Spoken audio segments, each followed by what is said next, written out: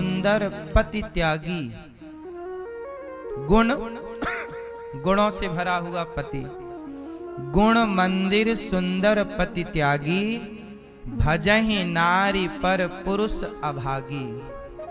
कलयुग में कुछ स्त्रियां ऐसी होंगी जो अपने सुंदर सुशील संस्कारी पति को त्याग कर पर पुरुष के चक्कर में अपने पति का परित्याग कर देंगी। मार डाला किसके चक्कर में? जबकि इनका बेटा 1.5 लाख रुपए महीना कमाता था, अच्छा खासा कमा रहा था, अच्छी जिंदगी थी, अच्छा जीवन जी रहा था, अच्छे दिन आए। मैया ने बताया हमने बहुत गरीबी में गुजारा किया। कितने बेटे हैं आपके? एक ही बेटा था, 2 बेटे। तो एक बेटे को इनकी बहू ने ही मार डाला, मतलब पत्नी ने ही पति की हत्या कर दी। 3 महीने पुरानी घटना है। अब बहू जेल में है और बहू का वह यार भी जेल में है जिसके कारण मारा।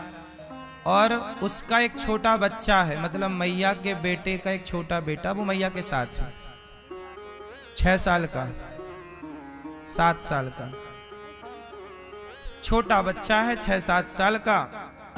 पिता मर गया, माँ जेल चली गई। अब उस बच्चे की जिंदगी ना माँ है ना बाप है। किसके लिए? पराये पुरुष के चक्कर में। इसलिए कहता हूं कि शास्त्रों में जो बात लिखी गई है केवल सुनने से कल्याण ना होगा। उस बहू को भी तो ये बात पता रही होगी ना कि पराये पुरुष के चक्कर में पड़ना गलत बात है। पता तो है ही, आप सबको ये बात पता।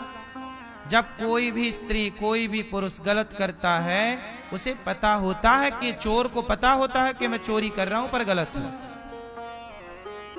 क्यों? चोर को पता है ना कि मैं चोरी कर रहा हूं पर ये गलत है। आप भी किसी को देखें दाएं बाएं गलत तरीके से तो आप देख जरूर रहे हैं, पर आपकी अंतरात्मा कहती है कि भाई ये गलत है। सही है ना?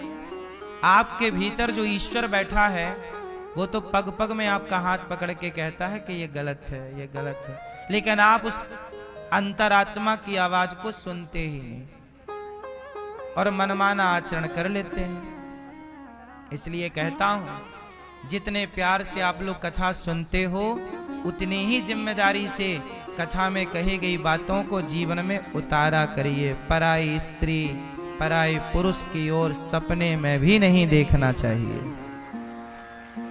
वरना परिणाम आपके सामने।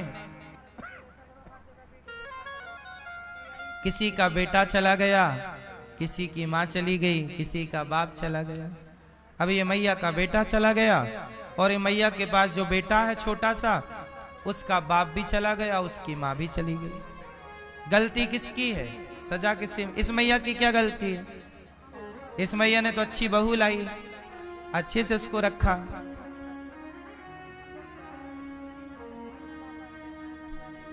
ये मैया में अब मैया का जो देवर का बेटा है, ये वो देवर का बेटा भी तो मैया के लिए बेटा ही था, लेकिन उसने तो धोखा दे दिया। इसलिए कहते हैं देवर भाभी का रिश्ता भी माँ बेटे का होता है। हम कितने लोगों को देखते हैं, प्रश्नोत्तरी में लोग सवाल करते हैं। एक बहन आई, बोले मेरा पति मेरी चाची के चक्कर में फंसा है। मतलब आजकल रिश्ते भी तार तार कर दिए लोगों ने। इसलिए हमारे यहाँ कहते हैं ना, रिश्ते में मर्यादा हो। इसलिए हमारे यहाँ हर रिश्तों को पूजा गया है। देवर भाभी का रिश्ता किसका रिश्ता है? माँ और बेटे का रिश्ता। इसलिए इन रिश्तों की मर्यादाएं आजकल भूल गए लोग। इसलिए कहता हूं हमारे यहां रिश्तों की भी पूजा है। रिश्तों का ख्याल रखना चाहिए। कलयुग बड़ा घोर है, कलयुग के लिए लिखा है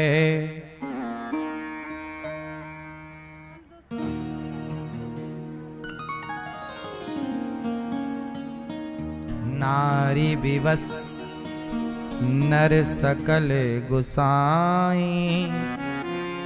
तुलसीदास जी कह रहे हैं कलयुग का पुरुष नारियों के वश में है। कलयुग का पुरुष किसके वश में है?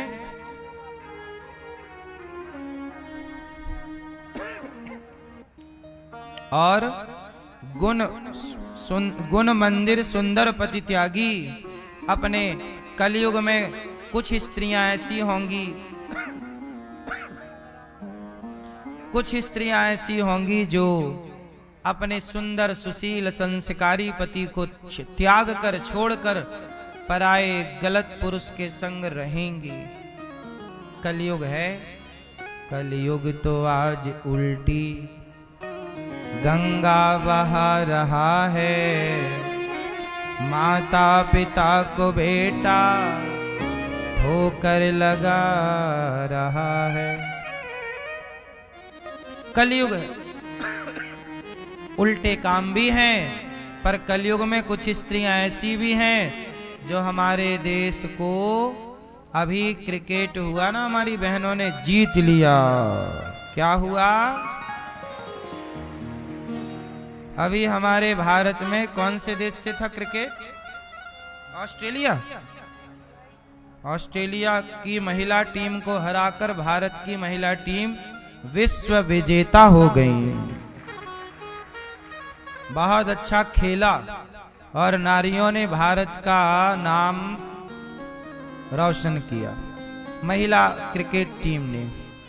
तो बहुत बहुत बधाई। हमारा देश ऐसे ही हर क्षेत्र में तरक्की करता रहे। तरक्की जिस तरह विश्व विजेता हम खेल में बने, ऐसे ही विश्व विजेता हमें चरित्र में भी बनना होगा। जैसे महिलाओं ने क्रिकेट में नाम कमाया, विश्व विजेता बनी, ऐसे ही भारत की महिलाओं को और भारत के पुरुषों को, दोनों को, आपको चरित्र में भी चरित्रवान बनकर विश्व विजेता होना, विश्व को हराना है। हम देखो कैसे चरित्रवान है और दुनिया कहां है। आप अपने को मजबूत करिए। जिसका चरित्र अच्छा है उसी का चित्र अच्छा है। जिसका चरित्र अच्छा नहीं है उसका चित्र अच्छा। आपकी फोटो, आपकी सेल्फी कलर से अच्छी नहीं आती। आपका चरित्र है तो आपकी फोटो अच्छी है। क्यों? और आपका चरित्र अच्छा नहीं है तो आपकी फोटो अच्छी। सही कह रहे हैं हम, गलत है? भगवान कृपा करें आप पर, सदा आपके चरित्र की भगवान रक्षा करें, हम सबके चरित्र की रक्षा करें। कथा हमें चरित्रवान होने का मैसेज देती है।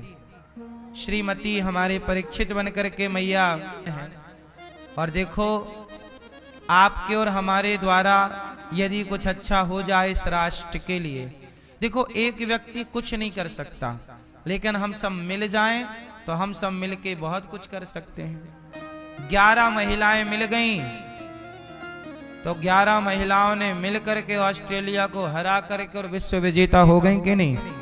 अब 11 में से 10 हटा दो, एक महिला खड़ी कर दो, तो क्या एक महिला जीत सकती है?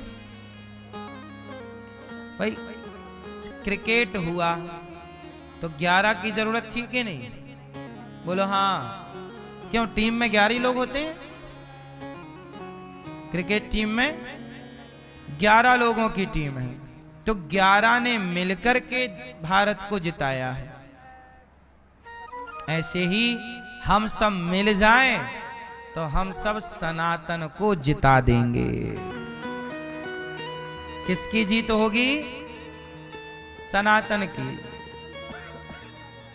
हम सबको सनातन की सेवा करनी है।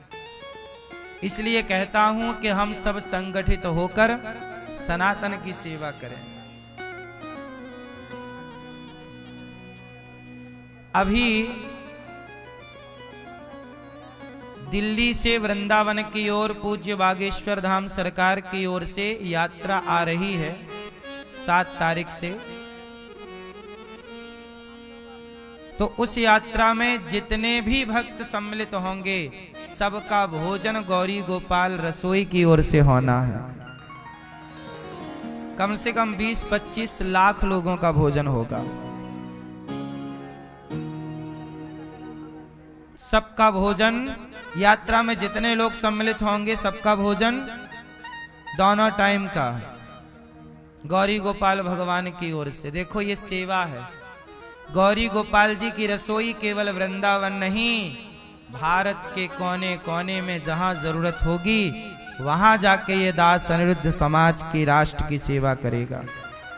आप सबसे हम भिक्षा मांगते हैं, भिक्षाम देही मैया अन्न दो। देखो आपसे लेकर वही अन्न किसको बांटा जा रहा? सबको। सब भैया उस यात्रा में, वो सनातन यात्रा है। हम सब मिल करके, जैसे क्रिकेट टीम जीती, भारत जीता, ऐसे सनातन को जिताना है। और ये सनातन को जिताने की यात्रा में हम सब लोग इस रसोई में, गौरी गोपाल जी की रसोई में आप सब सहयोगी बने। गौरी गोपाल जी की रसोई, गौरी गोपाल में 30,000 लोग भरपेट भोजन करते हैं, पर इस यात्रा में लगभग दिन भर में 2.5 से 3 लाख लोग भोजन करेंगे एक दिन में। 9 दिन की यात्रा है, तो 20-25 लाख लोग से भी ऊपर की संभावना है। तो सबका भोजन गौरी गोपाल भगवान। और ये दास अनिरुद्ध आप लोगों से कहता है कि आप लोग भी गौरी गोपाल भगवान की रसोई में जब तक सहयोग नहीं करेंगे कैसे सब कार्य होंगे। आवाज आ रही है पीछे, इसलिए कोई भी कार्य हो हम सबको सनातनियों को संगठित होना पड़ेगा, ठीक है। अभी 84 कोस की यात्रा है 26 नवंबर से। आप भी 84 कोस की यात्रा में, कथा में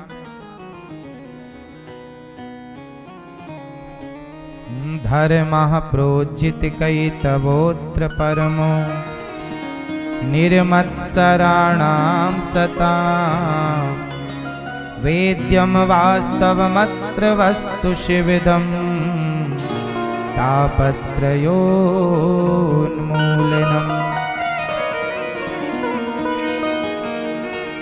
श्रीमद्भागवते महामुनिकृते किं वा परैरीश्वरः सद्यो हृद्यवरुध्यते त्रिकृतिभिः शुश्रूषुभिस्तक्षणात्। जन्म आदि यस्य जन्माद्यस्य। भगवान सृष्टि को क्या करते हैं? जन्म। जन्मदाता कौन? भगवान कौन है? जन्मदाता। भगवान कौन है? पालन करता। भगवान कौन है? संहार करता। इन तीनों शक्तियों को, जन्मदाता शक्ति ब्रह्मा, पालन शक्ति विष्णु, संहार शक्ति शिव, ये तीनों शक्तियों को ही भगवान कहते हैं। इन्हीं को कहते हैं God. GOD। G for generator, O for operator, D for destroyer. क्या हुआ? ब्रह्मा विष्णु महेश। देखो आप सनातनियों को ना ये छोटा छोटा ज्ञान होना चाहिए। सामान्य जो बोध है, ज्ञान है, सबके पास होना चाहिए। क्यों? क्योंकि आपका बेटा ना आपसे सवाल करता, माँ भगवान क्यों नहीं दिखते? माँ मंदिर में घंटी क्यों बजती है? माँ मंदिर, जब भगवान सब जगह हैं तो मंदिर क्यों जाना है? तमाम ऐसे क्वेश्चन छोटे छोटे बच्चे जैसे होश संभालते हैं करने लग जाते हैं। और आप लोग उत्तर नहीं दे पाते, तो बच्चों को लगता है कि हमारी माँ तो पूजा करती है पर कुछ जानती नहीं है, तो वो आपको ना पागल समझने लगते हैं। इसलिए कहता हूं कि आप अपने बच्चों को कथा सुनवाओ या फिर आप खुद जानकारी प्राप्त करो, बच्चों तक पहुंचाओ। बच्चे कोई भी सवाल करें तो उनका सवाल का उत्तर जरूर मिलना चाहिए। बच्चों आप लोग क्या करते हो, चुप कर। आप इसलिए चुप कराते हो क्योंकि आपको आता नहीं है, आता जाता कुछ है नहीं, तो चुप कर तू, ऐसे पूछता रहता उल्टा सीधा। इसलिए बच्चे जिज्ञासु होते हैं। बच्चा जब इस धरती पर आता है तो वो आपने देखा होगा, सब देखता है, क्योंकि उसके लिए संसार नया है ना। पहली बार आंखें खोली उसने, 5 साल का हुआ, अब कुछ समझने योग्य हुआ, तो वो पूछता है ना कि ये क्या है, मंदिर क्या है, यहाँ भगवान, तो भगवान मंदिर में ही है क्या, बाहर नहीं है? ये सवाल है। वो बच्चा है, वो अभी अभी पूछना सीख रहा है, वो जानना चाहता है। हर व्यक्ति के अंदर एक जिज्ञासा होती है, मैं भी जानूं। यहाँ भैया ये यहाँ भीड़ लगी है, क्यों लगी है? कहीं भीड़ लगी है तो आप पूछ लोगे भैया ये भीड़ क्यों लगी है? भाई साहब यहाँ ये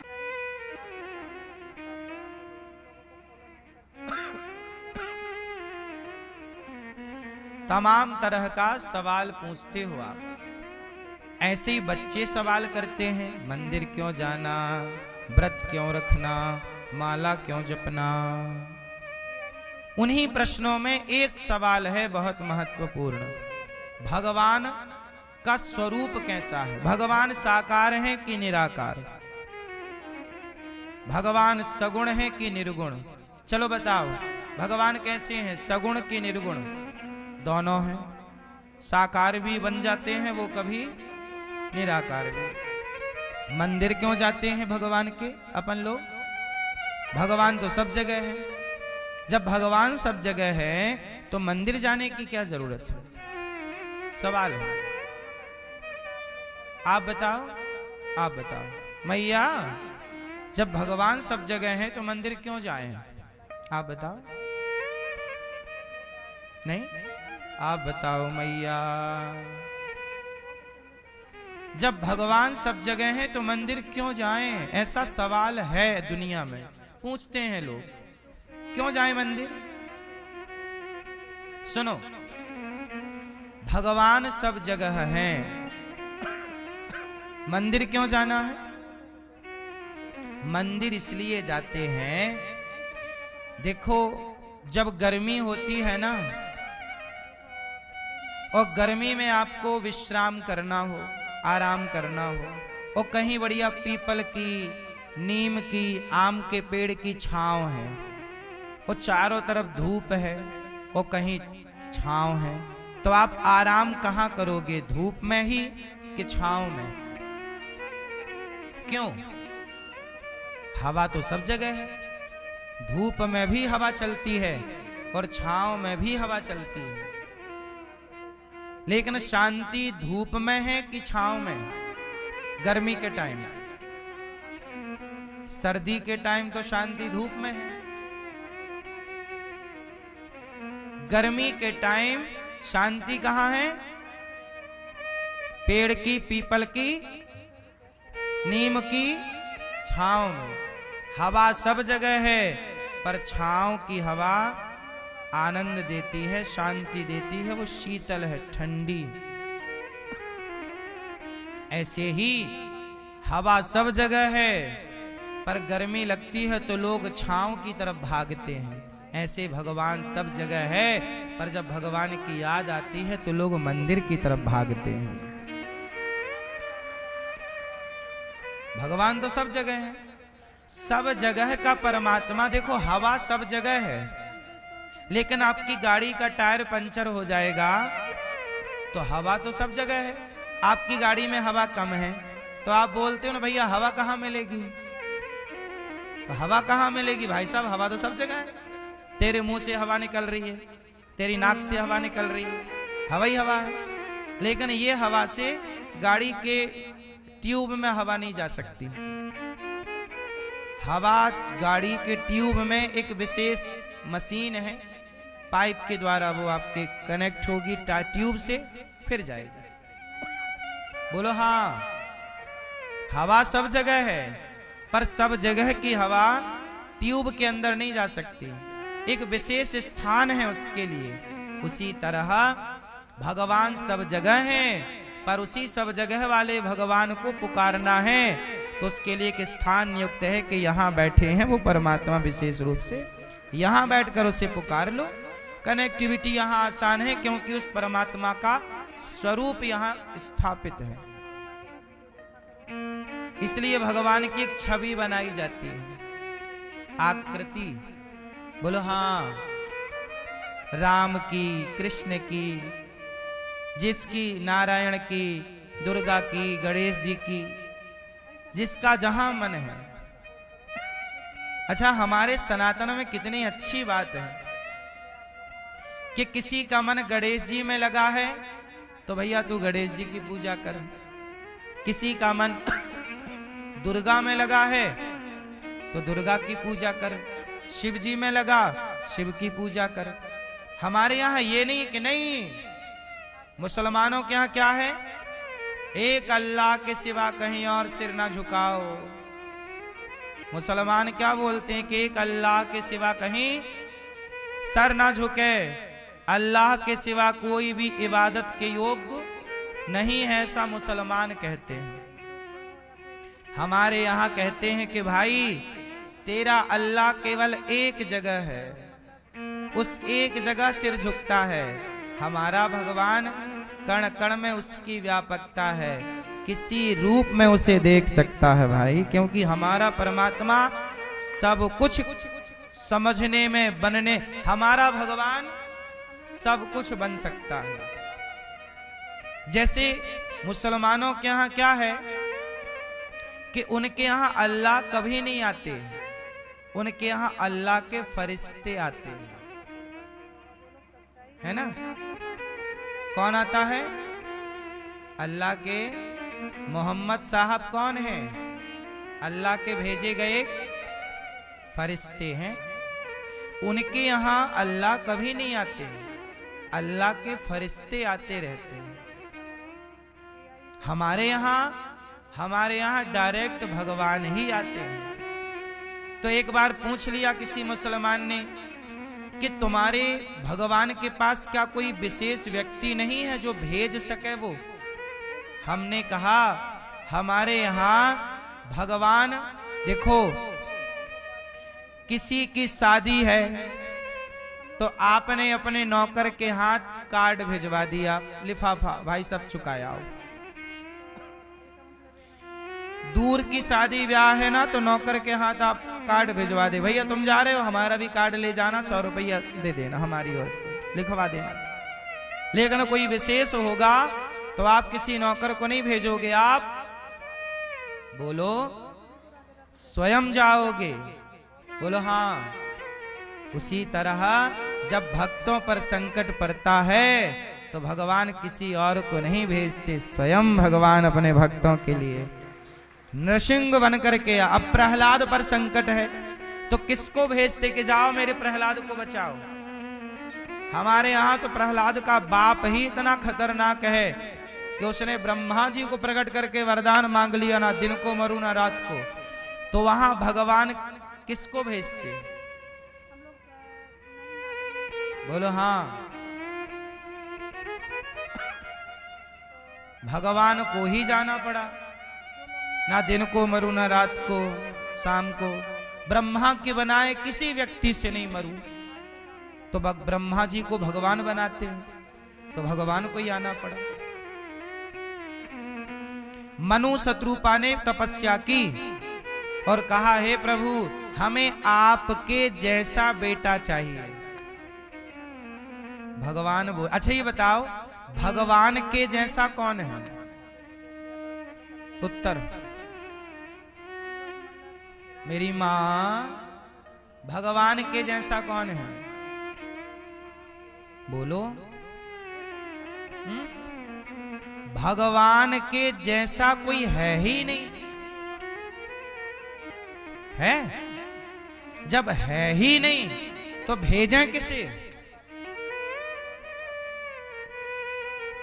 इसलिए हमारे यहां भगवान अपने किसी बंदे को नहीं, स्वयं प्रहलाद पर संकट आया, खुद खंबा तोड़ करके प्रकट हो गए, मेरा भक्त मेरा आज।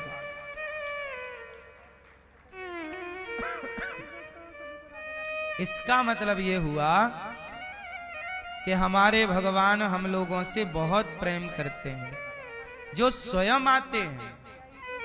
इसलिए मेरी मां भजन किया करो।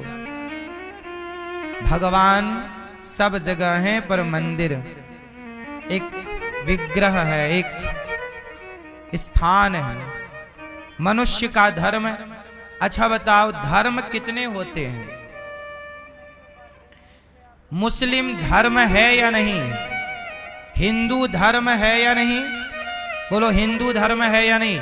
है। मुस्लिम धर्म है या नहीं? जोर से, जोर से, जोर से। नहीं, हिंदू धर्म है, मुस्लिम धर्म नहीं। मुस्लिम मजहब है। क्या है वो? मजहब है। ईसाई धर्म है क्या? अब आप लोग क्या बोल देते हैं, ईसाई धर्म में ऐसा लिखा है। ईसाई को धर्म क्यों बोलते हो? ईसाई धर्म नहीं है, ईसाई पंथ है। ईसाई लोग क्या लिखते हैं? पंथी, पंथ। वो पंथ यूज करते हैं, वो एक पंथ है, ये एक मजहब है।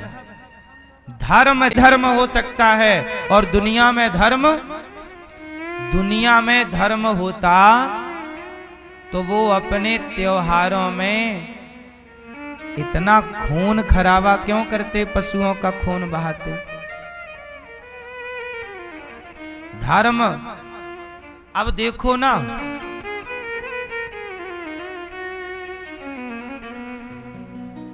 धर्म केवल हम सनातनियों का है। बाकी सब लोगों का क्या है? किसी का पंथ है, किसी का मजहब है।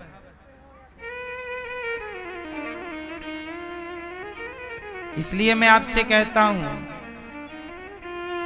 आप पहले अपने सनातन को जानो। आज बहुत सारे हिंदू धर्म परिवर्तन कर लेते हैं, सनातन छोड़ करके अन्य मजहब पंथों में चले जाते हैं। क्यों जाते हैं? इसलिए चले जाते हैं क्योंकि उन्हें अपने धर्म का पूरा ज्ञान, ना वो पढ़ते, ना वो सत्संग करते। नॉलेज कहां से आएगा? ना तो उनके माँ बाप ने उनको सिखाया, ना समाज में कोई समझाने वाला है। इसलिए आप लोग भी अपने बच्चों को थोड़ा रामचरितमानस पढ़ाया करो, भगवद गीता पढ़ाया करो। धर्म, सनातन धर्म से अच्छा क्या धर्म होगा? चलो बताओ, सनातन धर्म अच्छा है कि नहीं? क्या अच्छा है? क्या अच्छा है? सनातन धर्म अच्छा है। सनातन धर्म में कौन सी परंपरा, कौन सी बात आप लोगों को अच्छी लगती है? ठीक है, सनातन सिखाता है मानवता। मानवता मतलब किसी की हत्या ना करो, चींटी ना मारो, कुत्ता ना मारो। हमारे यहाँ तो मच्छर भी मारना पाप है, क्योंकि अब क्या करें, आदमी को मारना पड़ता है, लेकिन पाप तो है, जीव हत्या। तो अब बताइए, हमारा सनातन धर्म आप लोगों को क्या क्या अच्छा लगा? मानवता अच्छी है। आपको क्या अच्छा लगा सनातन में? क्या अच्छाई है? जोर से। संस्कृति कौन सी? क्या भारतीय संस्कृति में क्या अच्छा है? वही तो हम पूछ रहे हैं। क्या अहिंसा की बात हो गई ना? अहिंसा परमो धर्म, ये बात कर ली ना अपन। आगे स्टेप भी बढ़ो, एक ही चीज अच्छी है क्या? सनातन में एक ही बात है क्या? अरे सनातन में तो बहुत बातें हैं। कुछ आप बताओ। त्योहार, मिठाई मिलती है, गुजिया मिलती है ना, खाने को मिलता आपको। सुनो, सनातन धर्म में सबसे अच्छी परंपरा, सबसे अच्छी बात है जो दुनिया के किसी भी मजहब, पंथ और कहीं नहीं है। देख लेना, सनातन में सबसे अच्छी बात है कि सनातन में पुरुष को भी भगवान माना गया है और स्त्री को भी भगवान माना गया है। हमारे यहां देख लो, दुर्गा की पूजा भगवान की तरह होती है, हाँ या ना? सीता राम, राधा कृष्ण, लक्ष्मी गौरी। अब हिंदुओं के अतिरिक्त बताओ कि कहां स्त्रियों की पूजा हो रही? बताओ जरा मुझे, बताओ, नाम मैं गिन लूं, गिना।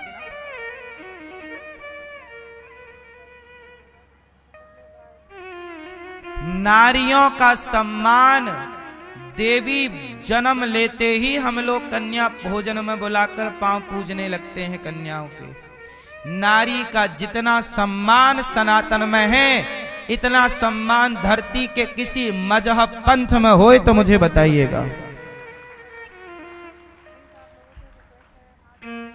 हमारे यहां मंदिरों में दुर्गा बैठी हैं, नारी, और पुरुष सिर झुकाया खड़ा है, माता है।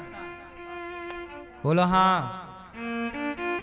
जबकि मुसलमानों में आप देख लीजिए कि नमाज पुरुष पढ़ता है, वहां स्त्रियों को भी नमाज पढ़ने की इजाजत, वहां मस्जिद जाने की इजाजत, मंदिर जाने, मंदिर में दुर्गा बैठी है और मंदिर में स्त्रियां जा सकती हैं हमारे यहाँ, पर मुसलमानों के यहाँ स्त्रियों को वर्जित है। सोचिए, सनातन की खूबसूरती है ये, जहां नारी का सम्मान नर से पहले किया गया है। सीता पहले, राम, लक्ष्मी पहले, नारायण। इतना इस हमारा सनातन खूबसूरत है, सुंदर है, व्यवस्थाएं बड़ी सुंदर है सनातन की। सनातन की और खूबसूरती देखिए, नारी का सम्मान और अहिंसा की बातें। हमारे यहां चींटी को मारना भी पाप है। दूसरा सुनिए, सनातन की खूबसूरती है कि सनातन धर्मी सदा सब में ईश्वर को देखता है। पीपल मिले तो सिर झुकाए, नदी मिले तो सिर झुकाए, गंगा, यमुना, गोदावरी, पहाड़, गिरिराज जी, कामतानाथ जी, हम लोग प्रकृति के पुजारी हैं। किसकी पूजा करते हैं?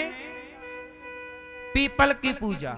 आंवला नवमी आई तो आंवला की पूजा, तुलसी विवाह आया तुलसी की पूजा, वट वृक्ष की पूजा, नदी गंगा की पूजा, समुद्र की पूजा, सागर की, पहाड़ की पूजा। अरे सनातन ही है जो पत्थर भी पूजता है। पत्थर कौन पूजता है? सनातन कितना श्रेष्ठ है कि वो एक पत्थर की भी इज्जत करता है, सम्मान करता है। सनातन जैसा कौन होगा? सनातनी एक कंकड़ का भी सम्मान करता है। बोलो हाँ।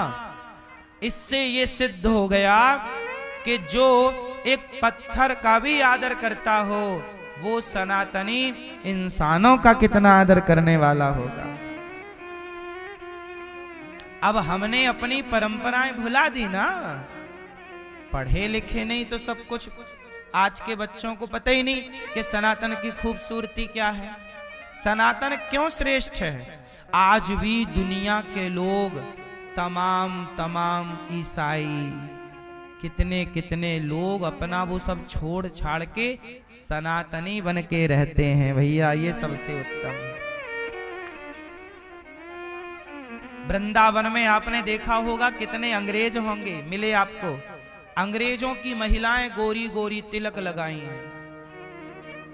हरे कृष्णा कृष्ण हरे हरे, हरे राम राम राम हरे हरे। उनसे नहीं आती ना हिंदी ठीक से। नारायण नारायण नारायण नारायण, जय श्रीमन नारायण।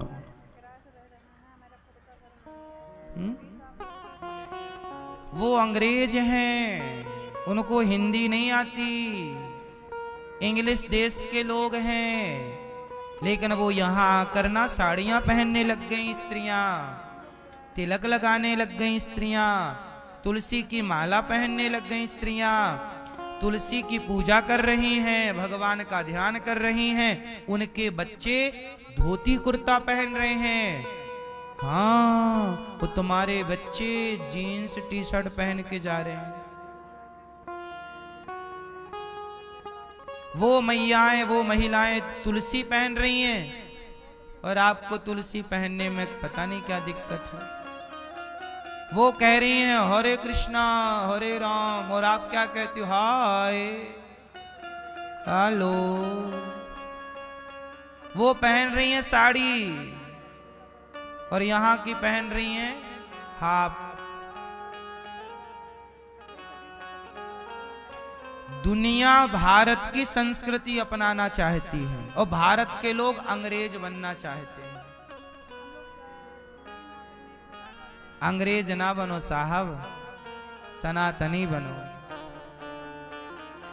अंग्रेज चले गए, पर भारत को एक बीमारी देकर गए हैं। क्या? भारत का ये दुर्भाग्य बता रहा हूं कि आज भारत में कोई हिंदी बोले तो उसे अनपढ़ गंवार कहा जाता है, और इंग्लिश में कोई गालियां भी दे तो उसे पढ़ा लिखा इंटेलिजेंट कहा जाता है। अरे ये इंग्लिश बोल रहा है।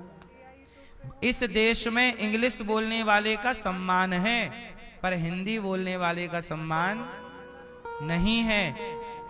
जो देश अपनी भाषा को प्रेम नहीं करता, वो लोग, वो देश पिछड़ जाता है। भारत यदि पिछड़ा है तो इसलिए पिछड़ा है ये देश। अच्छा ये बताओ, आप लोग बैंक को कब से जानते हो? बैंक जब आपने होश संभाला तब बैंक थी कि नहीं? बोलो हाँ, बोलो हाँ, थी बैंक। भारतीय रिजर्व बैंक है हमारे देश में, पुरानी SBI वगैरह बहुत पुरानी बैंक है। अच्छा मुझे एक बात बताओ, गांव गांव में बैंक है कि नहीं? बोलो हाँ कि ना? बैंक है ना? आज भी गांव में 2% लोग इंग्लिश जानते हैं। 98% लोग आज भी भारत के लोग इंग्लिश नहीं जानते। लेकिन गांव में बैंक है तो बैंक का फॉर्म उठा के देखना, उसमें इंग्लिश है। अब हिंदी हो गई हो मोदी जी के जमाने में तो हम कह नहीं सकते, लेकिन इसके पहले तक फॉर्म में क्या हुआ करती थी? अंग्रेजी, इंग्लिश। अब बताइए, इंग्लिश का फॉर्म है और हमें आती है हिंदी। हम भारत में हैं और भारत की भाषा कभी भी इंग्लिश नहीं थी। तो जब देश आजाद हुआ तो बैंक में इंग्लिश का प्रयोग क्यों हुआ, हिंदी का प्रयोग क्यों नहीं हुआ? क्योंकि उस टाइम जब देश आजाद हुआ उस समय भारत के 99% लोग केवल अपनी मातृभाषा जानते थे। गुजरात का व्यक्ति गुजराती जानता था, महाराष्ट्र का मराठी जानता था, हिंदी भाषी का हिंदी जानता था, तमिल का तमिल, बंगाल का बांग्ला और बिहार का बिहारी अपनी भाषा। बोलो हाँ। तो मेरा कहना यह है कि जिस राज्य में जो बैंक थी, जो भाषा वहां के लोगों को आती थी, उस भाषा में ही फॉर्म होना चाहिए था ना मेरी माँ। नियम तो ये था। अब हमें जो भाषा नहीं आती, आप हमें वो पुस्तक दे रहे हैं, ये पढ़ लो भाई। जो हमें आती है वो दीजिए ना, इसमें दिक्कत क्या थी? बोलो। इसलिए कहता हूं, हम लोगों ने राम राम बोलना छोड़ दिया। गांव की शुद्ध भारतीय भाषा क्या थी भैया? राम राम। ए भैया, क्या भाषा थी भारत की प्राचीन? राम राम। राम राम जी, राम राम सा। भैया सीताराम। ब्रज में सोचिए, ब्रज में आप राधे राधे सुनते हो ना, ब्रज मंडल के गांव में भी राम राम ही चलता है। ब्रजमंडल के गांव में भी, ठेठ गांव में क्या चलता है भैया? राम राम। कैसे हो? लेकिन आजकल राम राम बोल, आज की युवा पीढ़ी कहां राम राम बोल रही है? आज की पीढ़ी तो हाय हेलो। कौन सिखाएगा इन्हें राम राम? कौन सिखाएगा? किसकी जिम्मेदारी है?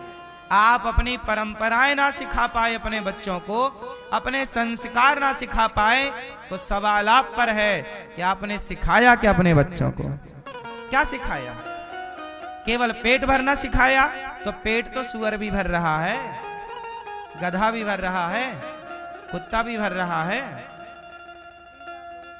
आपका बेटा यदि आपकी इज्जत नहीं करता तो जिम्मेदार कौन है? सवाल क्या आपसे नहीं पूछा जाएगा कि आपका बेटा आपकी क्यों नहीं सुनता? जब आपका बेटा सुनने योग्य था तब आपने क्यों नहीं इसे पढ़ाया, क्यों नहीं संस्कार दिए? बोलो हाँ। मेरे पास लोग आते हैं, सवाल यही करते हैं, गुरुजी बच्चा सुनता नहीं है, बेटा मानता नहीं है। सोचिए, ये जो बच्चे आज आपकी नहीं सुनते, जब ये अपनी भरी जवानी में आएंगे, अपने में आएंगे, तब ये करेंगे क्या? किसकी सुनेंगे? इससे देश का फायदा होगा कि नुकसान? जो समाज अपने बड़ों की बात नहीं सुनती, जो लोग अपने बड़ों के बताए रास्ते पर नहीं चलते, वो लोगों का पतन हो जाता है। इसलिए बड़ों का मार्गदर्शन जरूरी है।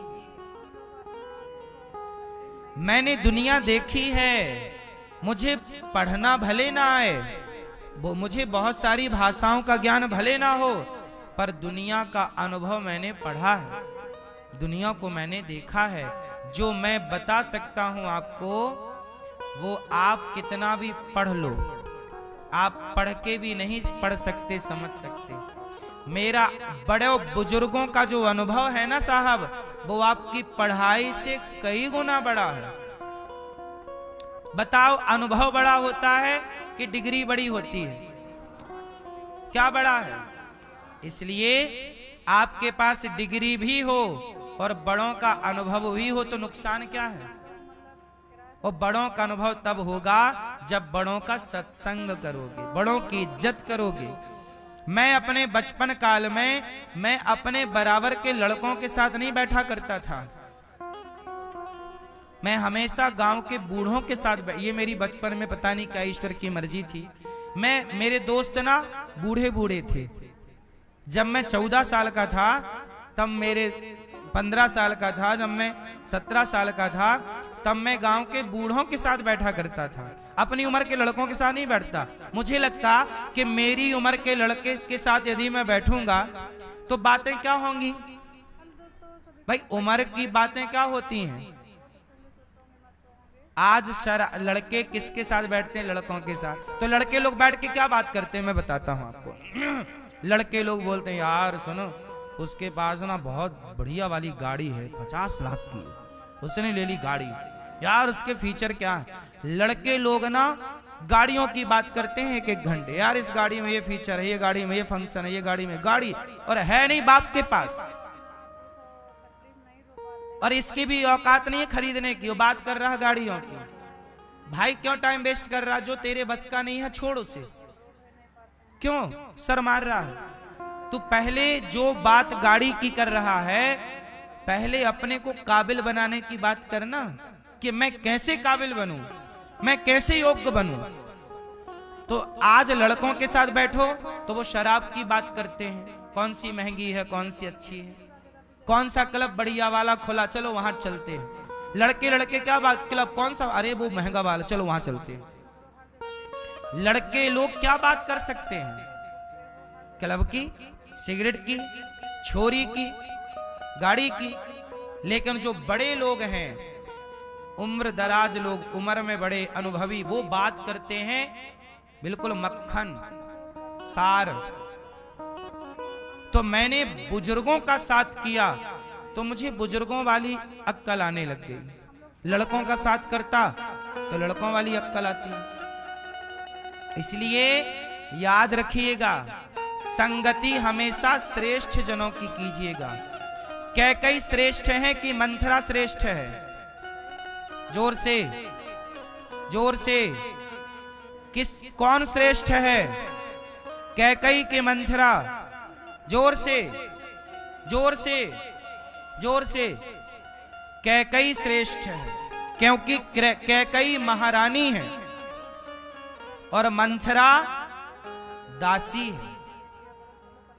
मंथरा दासी है और कैकई चक्रवर्ती सम्राट दशरथ जी की पत्नी महारानी है। रानी नहीं, महारानी। एक महारानी कैकई ने मंथरा जैसी दासी की संगत कर ली।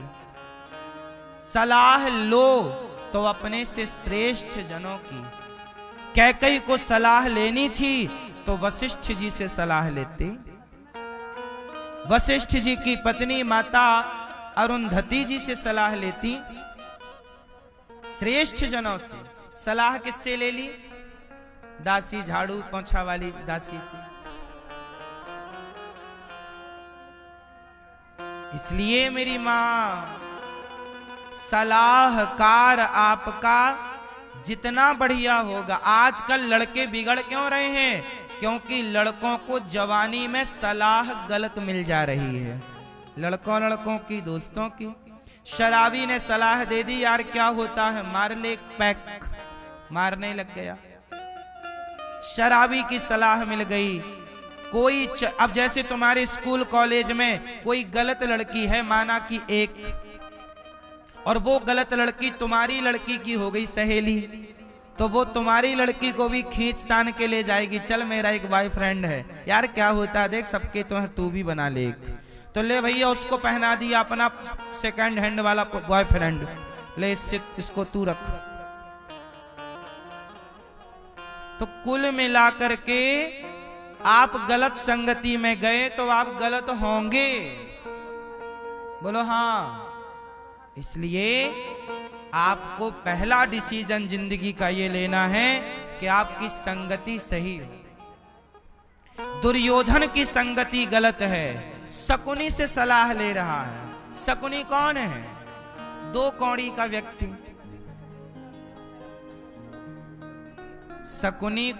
शकुनी के बाप को पितामह भीष्म ने हराया और गांधारी को लाए।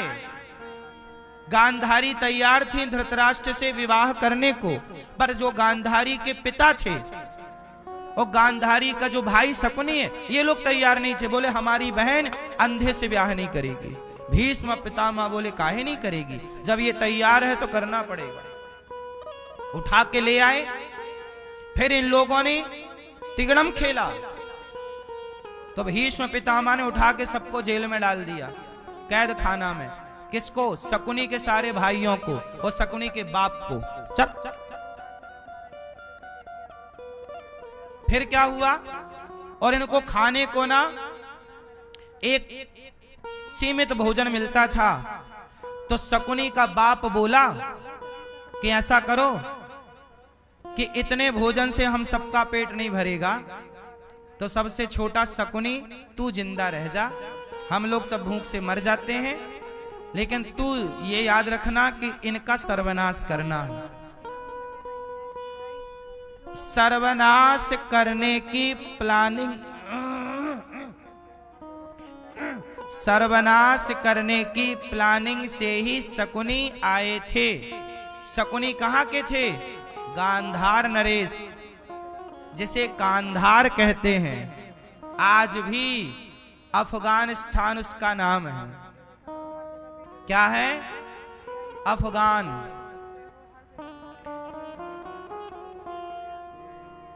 शकुनी को भी श्राप दिया था कि शकुनी, तेरे राज्य में कभी शांति नहीं रहेगी। इसलिए आज तक देखिए कांधार मतलब अफगानिस्तान में आज तक शांति नहीं है।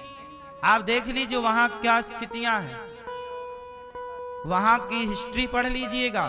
शकुनी के बाद जो शकुनी को शाप लगा, शांति नहीं है। शकुनी का बेटा ही भस्मासुर है, जो शंकर जी को हाथ रखने दौड़ा था। पहले वरदान पाया कि मैं जिसके सिर पे हाथ रखूं भस्म हो जाए। शंकर जी ने वरदान दिया तो बोला पहले आपसे ट्राई करूं। तो ये शकुनी की खानदान की परंपरा है, ये जिसका खाता है उसी का बिगाड़ता है।